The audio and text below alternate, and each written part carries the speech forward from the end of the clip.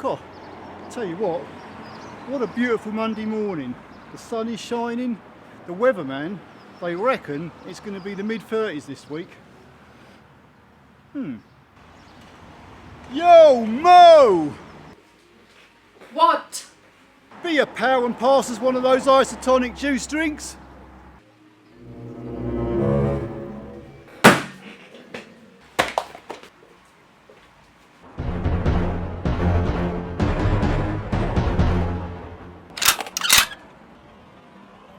Drink this.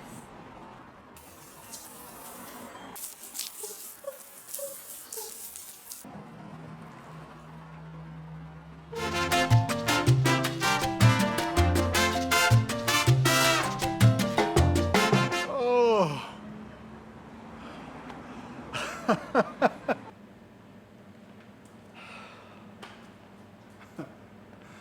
I'll get her back one day.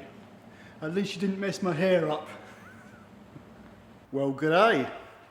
Guess what's on the ramp? Da, da, da. Oh my God, it's a Ford Insignia. So if you like your Vauxhall Insignias, this is probably one to get. Nice turbo badge at the back there. I bet this car actually goes quite quick. SRI. And if you don't know what SRI stands for on a Vauxhall, it means Sport Rally Injection, or Injection if you're French. I know this is a Ford channel, but from time to time I do get the odd Vauxhall in here. And this one was supposed to be a straightforward oil and filter change, replace the rear brakes and put an MOT on it. Unfortunately, the engine management light is on, and if you know about the MOT test in the United Kingdom, they have changed the rules a while back where the engine management light is part of the test. It must illuminate with the ignition on and it must go out when the engine started. So trying to blank the bulb off is a big no-no now.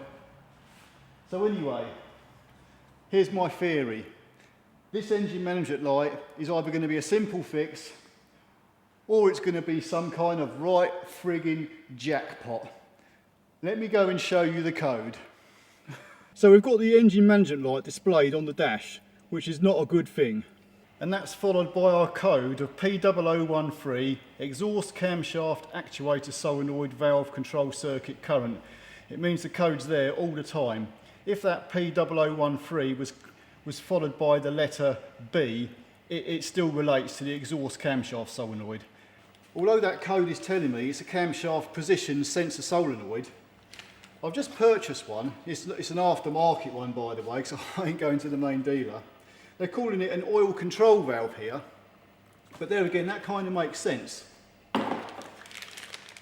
Because the oil goes in there, and the oil pressure in this valve, in this solenoid, sends a signal to your ECU, or a waveform signal, whatever, which then sends a signal out to the units, the variable valve timing units on the back of the camshafts to adjust the valve timing. And that's how they get the maximum performance out of these engines while still maintaining good fuel economy and keeping the cars within strict emission limits. But anyway, I'm not going to get too much into bullshit. I'm going to replace this valve and I'm going to find out whether it's going to cure this car or whether we've got, like I said, a jackpot on our hands, because the only other thing I can think that could be a problem here, which I really don't want to hear, is there's a lack of oil pressure going to this valve. If that's the case, we've got big problems. And just in case you want to know, this is a 2012 Insignia. It's called the 2-litre turbo. It's a special one. First off, you have to unclip this water hose from your top cover. I've already loosened this cover just to make it easier, but then get this cover out of the way. Now to start off with, I'm not going to bother doing any kind of a checking procedure on these solenoids, because I've read on the internet, and I'm going to run with it, that these solenoids have a very high failure rate and there's almost a certain chance it is the solenoids. But generally speaking, I can look at the wiring from these solenoids around to the ECU and everything looks good. So I'm not going to start unpicking any wires at the moment. But anyway, the first thing to do, these plug connectors they're a bit of a git. This little grey piece, to unpick it, you've got to pull it upwards, if you know what I mean.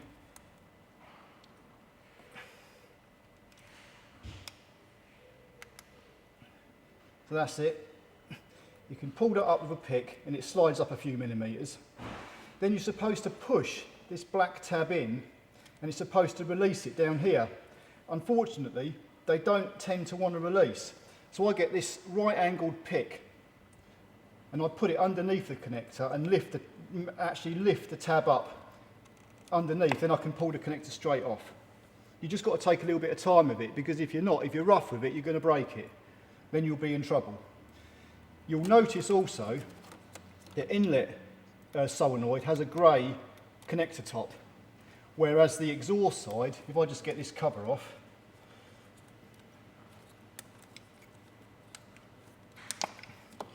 has a black top.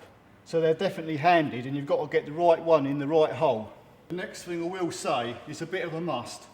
You get a lot of dirt, dust, sand and God knows what in this top channel where the spark plugs and these solenoids sit, and you don't want all that grit going down these solenoid holes when you remove them. So get yourself a good air blower. Now there's one 10mm bolt holding each solenoid down.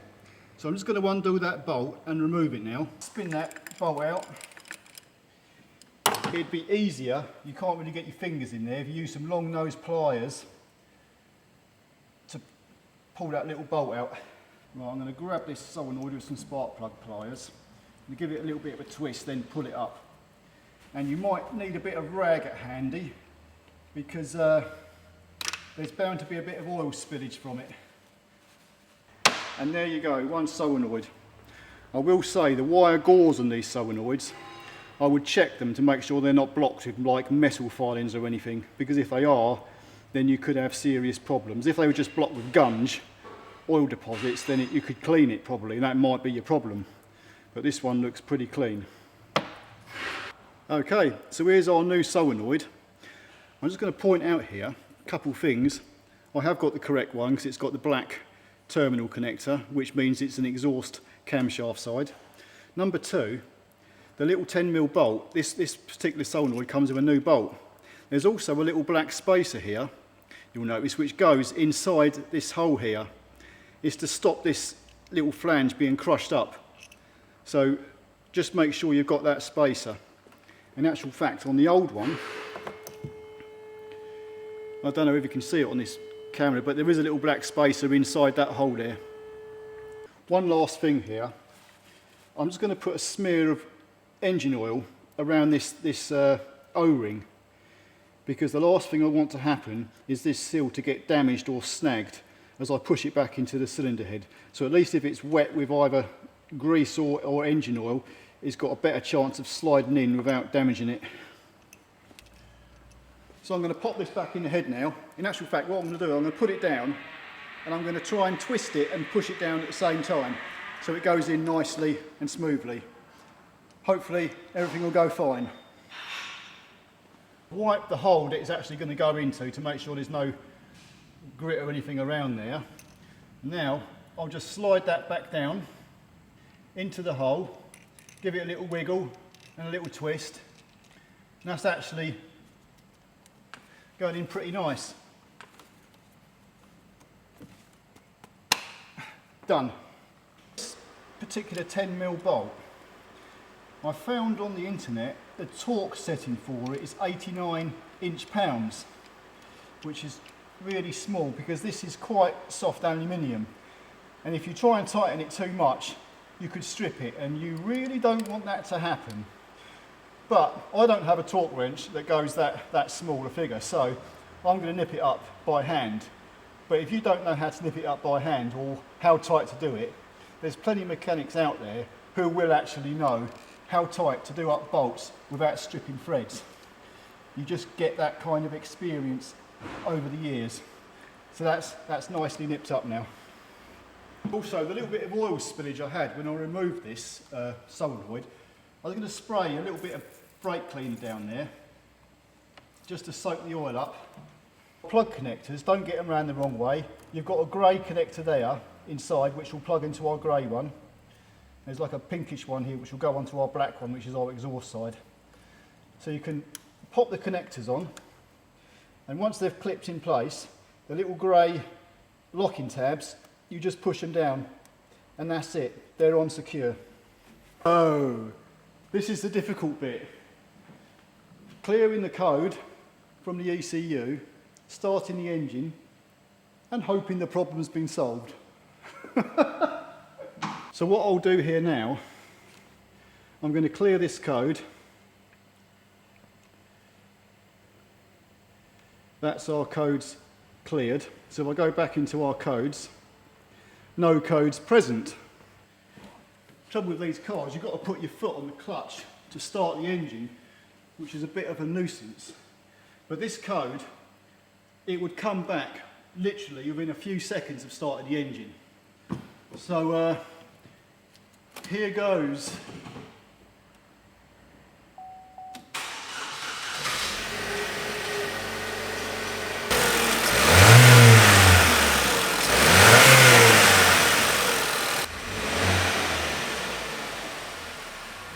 It's nail-biting stuff. Right then, I've actually had this engine started about 3 or 4 times now, and I've switched ignition off, I've taken the key out, I've put it back in, and I can tell you for now, the code would come back on this ECU within 2 seconds, literally 2 seconds of starting this car up. So now I've got the ignition on, and I'm going to go through and see if the code is there. If it's still there, we got problems. Come on, machine. Codes menu. Codes. No codes present. Now, generally speaking, when I get a code in an ECU and I'm not 100% sure what it is, especially being a Vauxhall, so I don't even work on these cars, what I do is what a lot of people do. I will Google search that code and I'll read up as much information as possible, because somebody out there is going to write something about it which is probably going to be totally wrong. But if you can get a happy medium of various people writing about these issues, because chances are, if you've got a code to look at, someone else has already been there. And in this case, the guy that wrote what I read up on the internet, he was spot on, and he's done a lot of research with these solenoid valves on these particular cars and the American Chevys that these valves are fitted to as well. So he pretty much knows that these valves are quite a common problem. So I just went with it, and it's worked out fine, which is good. Because if we had an oil pressure problem on this car, then we'd be probably looking at a new engine. And then that would be really bad. And a lot of work and money to actually fix that. Probably more than the car's worth. I mean, this is a 2012 Insignia 2-litre turbo, and it's got 54,000 miles on the clock. So it hasn't really done much. I know it's a few years old, but it's not that old, it's still a 2012. But yeah, I'm happy. That's my Monday morning sorted out. So if you've got an Insignia with these solenoids fitted, and you've got an engine management light coming on, you might just be lucky. I mean, that valve cost me about just under 60 quid, and I think you can actually buy them on Amazon, the pair of them, for probably quite a bit less than that. But I got one from one of our local suppliers, so obviously they're going to put their bit on top and make it a bit more.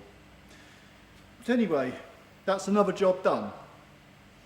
I just thought this was it's an interesting job to me, because it's something like I don't do every day. I'm on Fords, and we don't really deal with them solenoid valves, or if some Fords have them valves, I haven't had them problems on them. But this Vauxhall come in and it's got this problem, and I thought, let's look into this. It's a little bit different for me, for what I do anyway. But that's it. So that's it. I'm going to go and put the kettle on and have a celebratory cup of tea and get on to the next job. See ya.